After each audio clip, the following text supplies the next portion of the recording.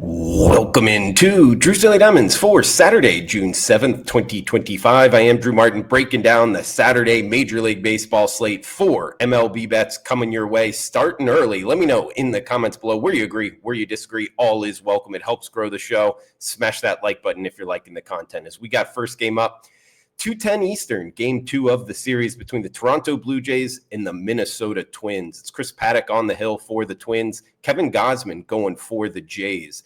8 being the total. Pick 'em price tag. Pick the winner, minus 105 on each side. We are going with the home Minnesota Twins, 18-8 and at home. Home road splits here really for both teams because Toronto's already 5 games under 500 when playing south of the border. Now, they have been playing better baseball of recent. I mean, this lineup's hitting the ball, but their starter, Gausman, he's a little bit up and down. The 34-year-old out of LSU, the former Tiger, his velocity is a little bit down, and that's why I'm looking to not necessarily bet on him. In his opposition here, Paddock, if you've been watching the show, yes, well, first off, we've been betting on him, but the 29-year-old, if you just kind of look at the Blimps View numbers, is just 2-5 record-wise, but he's been great recently. His last time out, he went 8 innings, 10-1 strikeout to walk ratio against the Seattle Mariners. He actually just has a 2.1 flat ERA since early April. So we're going to look to keep betting on him. We're going to list Paddock here as the starter, and we're going to go with the Twins. Pick 'em price tag at home to start off the Saturday slate. 4:10 Eastern for the next one. It's the Kansas City Royals and the Chicago White Sox. Bottom 2 teams in the AL Central. But hey, we can find some winners, right? It all pays the same with Michael Wacha on the hill for the Royals, and we get Hauser going for the White Sox. 8 being the total, minus 150 with the Royals.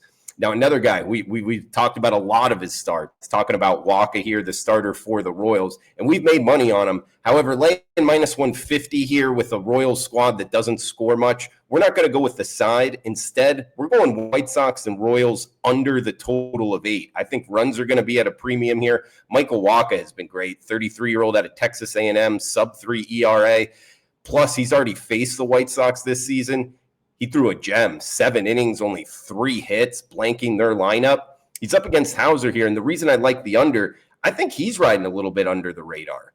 The 32-year-old, the velocity is up this season. He only has 3 starts, but all going 6+ innings. I mean, he's got a sub-1.5 ERA. He's been tough to hit. This White Sox lineup we know has not been good. Neither is the Royals lineup against handedness of pitchers here, against righties. They're both bottom 5 in baseball.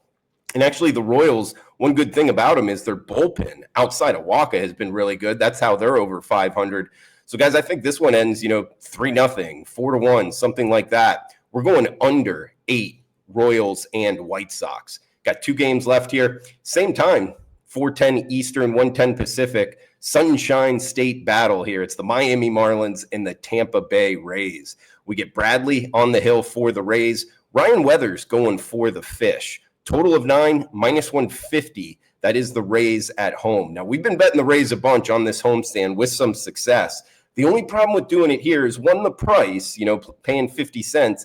But 2, the starter for the Fish, Ryan Weathers, the 25-year-old, has been great. 2.4 ERA. I'm not looking to go against Weathers. And Bradley, he does have one issue. One is his numbers overall are pretty good.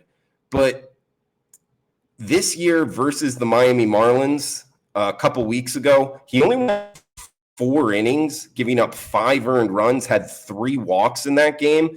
I'm a little bit hesitant to lay this price tag with Bradley, and instead going to go with the Miami Marlins in the first 5 innings. Nice price tag here, listing Weathers as the starter. Not going to go full game because I think there is something to betting on the Rays on this homestand. Plus, they got the better lineup. But cutting it down to the 5 innings, betting on Weathers to kind of hold this Rays lineup at bay. And the Miami Marlins, the past success against Bradley, I think it sets up well for a first 5 plus price on the Fish. We got 1 game left. It will be the Boston Red Sox and the New York Yankees in the nightcap for the show.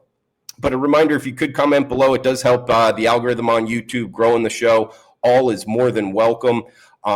Huge shout out to Professor MJ in the house. He's always putting in analysis out there. We got David Montgomery on yesterday's show giving out some good horse picks as well if you're into betting the horses. So all that's in the comments below. Huge shout out to you two. And any other picks, analysis in any sport, UFC, NBA playoffs, NHL playoffs, all welcome in the comments below, guys.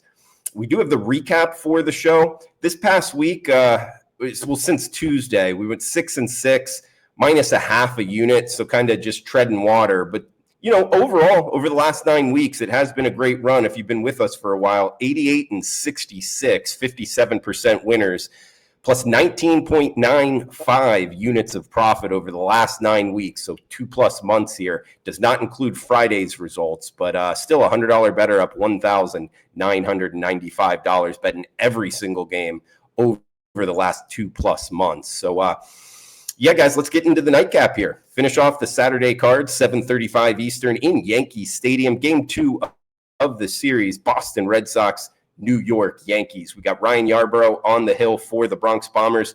Garrett Crochet going for the Red Sox. Battle of Southpaws, minus 110. That's the Yankees as the home favorite, total of 8.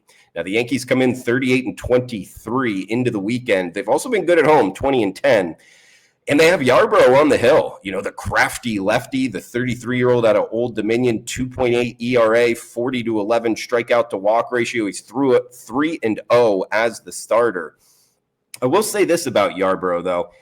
Throughout his career, the last 5 years, let's call it, a bunch of time in the AL East. He played for the Tampa Bay Rays. He played for the Toronto Blue Jays. So he has amassed some numbers here against this Red Sox lineup. Mixed results. Actually, as a reliever, he's been pretty good. As a starter, not so much. So I have question marks here with how effective he'll be. He doesn't throw very hard. He tries to keep hitters off balance. So against this Red Sox lineup, might be a little bit tough because the Red Sox have showed some lefty-righty dichotomy. They're a lot better against lefties. I would not be surprised if Boston puts up some runs here.